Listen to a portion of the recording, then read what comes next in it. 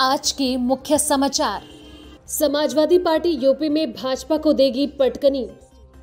18 अक्टूबर को देश भर में रेल रोको आंदोलन किया जाएगा।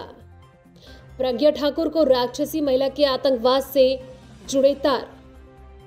बिहार के औरंगाबाद में युवती से सामूहिक दुष्कर्म।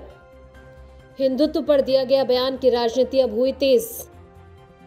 उत्तर प्रदेश में अगले साल होने वाले विधानसभा चुनाव बीजेपी को टक्कर देने के लिए समाजवादी पार्टी के दो दिग्गज नेता एक होने वाले हैं। इनमें समाजवादी पार्टी से अलग होकर अपनी पार्टी प्रगतिशील समाजवादी पार्टी बनाने वाले शिवपाल सिंह और अखिलेश यादव एक हो सकते हैं। इस समय के शिवपाल की तरफ से गांव-गांव पांव-पांव कार्यक्रम चलाया जा रहा है तथा लोगों से जनसंवाद किया जा रहा है। महिपाल की पार्टी का कहना है कि अखिलेश यादव शिवपाल यादव के नेतृत्व वाली पिछली सरकार में महिलाओं को भी सम्मान मिला था और किसानों को भी, लेकिन वर्तमान सरकार के मुखिया महिलाओं और किसानों के उत्पीड़न के मसले पर कुछ बोलते भी नहीं हैं। सपा ग्राउंड लेवल पर अपने कार्यकर्ताओं के बीच सर्वे करवाकर यह जानने की कोशिश कर रही है कि कैसे भाजपा को हराया जाए। खबर है कि जनता इसी चीज का इंतजार कर रही है कि एक बार फिर से चाचा भतीजा साथ आए, लेकिन ऐसा होना लगभग नामुमकिन है। अब 22 नवंबर को मुलायम सिंह यादव का जन्मदिन है। ऐसी स्थिति में चाचा भतीजा एक हो सकते हैं। चंडीगढ़ संयुक्त किसान मोर्चा के देश व्यापक बुलावे पर 18 अक्टूबर को देश भर में रेल रोको आंदोलन किया जा रहा है। 32 किसान जत्थेबंदियों की तरफ से शुरू किए गए किसान संघर्ष की कड़ी के तौर पर पंजाब भर में केंद्र सरकार और कॉरपोरेट घरानों का विरोध करते हुए 550 स्थानों पर मार्च कर पुतले फूके गए। मोर्चे के बुलावे पर भारतीय किसान यूनियन एकता उगराहा की तरफ से प्रधानमंत्री नरेंद्र मोदी, केंद्रीय गृह मंत्री अमित शाह, केंद्रीय मंत्री अजय मिश्रा और कॉरपोरेट के गठजोड़ के पंजाब के 17 जिलों में 68 स्थानों पर पुतले फूके गए। जत्थेबंदी के जनरल सचिव सुखदेव सिंह कोकरी कला ने बताया कि जत्थेबंदी ने 18 अक्टूबर को देश भर में किए जा रहे रेल रोको आंदोलन में काफिले बांध पर शामिल होने और 26 अक्टूबर की लखनऊ महारैली को सफल बनाने के लिए अभी से जुटने का न्योता दिया है। उन्होंने कहा कि सुबह 10 बजे से शाम 4 बजे तक रेलों को रोका जाएगा। मध्य प्रदेश के राजगढ़ में कांग्रेस विधायक रामचंद्र दांगी ने भोपाल से भाजपा सांसद प्रज्ञा ठाकुर को लेकर एक विवादित बयान दिया है, जिसमें उन्होंने साध्वी प्रज्ञा ठाकुर को राक्षसी प्रवृत्ति की महिला बताते हुए आतंकवाद से जुड़े होने का आरोप भी लगाया है। बता दें कि भोपाल भाजपा सांसद प्रज्ञा सिंह ठाकुर द्वारा दशहरे के मौके पर एक कार्यक्रम के मंच से कांग्रेसियों व नर्मदा परिक्रमा करने वाले लोगों पर की गई विवादित टिप्पणी को लेकर कांग्रेस लगातार हमलावर है, जिसको लेकर रविवार को सांसद प्रज्ञा सिंह ठाकुर के खिलाफ ब्यावरा के पीपल चौराहे पर कांग्रेसियों ने प्रदर्शन करते हुए प्रज्ञा ठाकुर का पुतला दहन किया। ब्यावरा के कांग्रेस विधायक रामचंद्र दांगी ने कहा, माननीय दिग्विजय सिंह ने सैकड़ों लाखों लोगों ने मां नर्मदा की परिक्रमा की है। उन सबको भोपाल में साध्वी प्रज्ञा ठाकुर ने पापी और अनर्गल शब्द उनके बारे में कहे हैं। उनको पापी बताकर यह महिला हमेशा अनर्गल बातें करती हैं।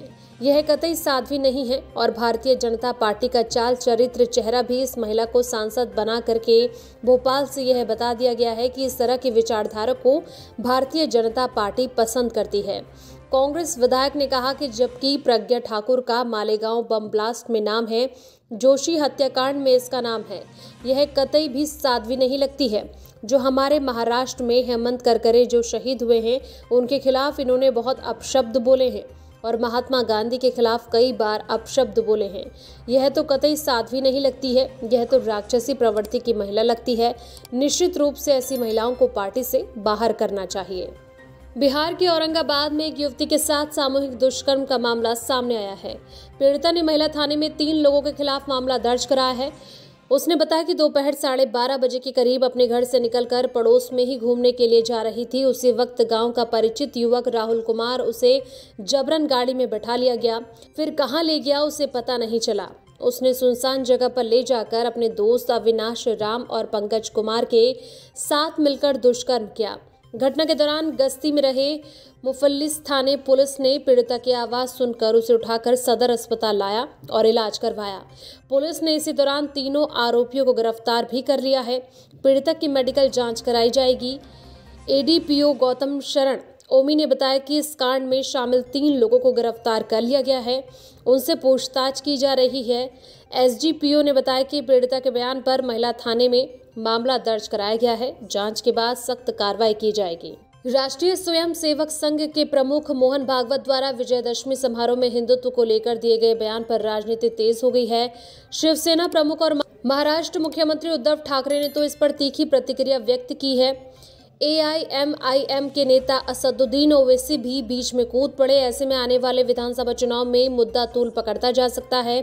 संघ प्रमुख ने संघ के सालाना दशहरा समारोह में अपने उस रुख को दोहराया था, इस देश में रहने वाले सभी लोगों के पुरखे एक ही हैं। उन्होंने कहा था कि अपने स्वयं का स्मरण करते हुए हिंदू समाज को फिर से जागृत होना होगा। संघ का यह कार्यक्रम नागपुर में शुक्रवार सुबह आयोजित हुआ था, जबकि उसी दिन शाम को मुंबई में उद्धव ठाकरे ने शिवसेना के दशहरा समारोह में भागवत पर तंज कसते हुए कहा था कि अगर हमारे पुरखे एक ही हैं तो लखीमपुर में प्रदर्शन कर रहे लोगों के पूर्वज क्या अलग थे? क्या वह दूसरे ग्रह से आए हुए थे? उद्धव ने संघ और अपने विचारधारा को तो एक बताया, लेकिन साफ किया कि रास्ते अलग अलग हैं। उन्होंने परोक्ष रूप से प्रधानमंत्री पर भी निशाना साधा और कहा कि झोला उठाकर चल दूंगा, ऐसी सोच हमारी नहीं है। भागवत और उद्धव ठाकरे के इस बयानों के बीच AIMIM के नेता असदुद्दीन ओवैसी ने भी निशाना साधते हुए शिवसेना को भी आड़े हाथ लिया। उन्होंने कहा कि रांगपा और कांग्रेस ने तो अपनी तथाकथित धर्मनिरपेक्षता को त्याग दिया है, लेकिन आप अपने हिंदुत्व पर अभी भी खड़े हुए हैं। यह बयान इसलिए अहम है क्योंकि महाराष्ट्र में शिवसेना की रांगपा व कांग्रेस के साथ गठबंधन की सरकार है। अब जबकि अगले साल की शुरुआत में 5 राज्यों के विधानसभा चुनाव होने हैं, ऐसे बयान सामाजिक ध्रुवीकरण की राजनीति को मजबूत करते हैं। ओवैसी बिहार के बाद उत्तर प्रदेश में अपने लिए संभावनाएं तलाश रहे हैं और उनका बयान ऐसी नजर से देखा जा रहा है। वहीं उद्धव ठाकरे भाजपा से अलग होने के बाद अपने अपने हिंदुत्व के तेवर बरकरार रखने में जुटे हुए हैं। कांग्रेस और रांगपा के साथ रहते हुए उन पर कई सवाल खड़े हुए हैं। ऐसे में भागवत पर तंज कसकर वह खुद को मजबूत करने की कोशिश कर रहे हैं। Bureau report, Mumbai.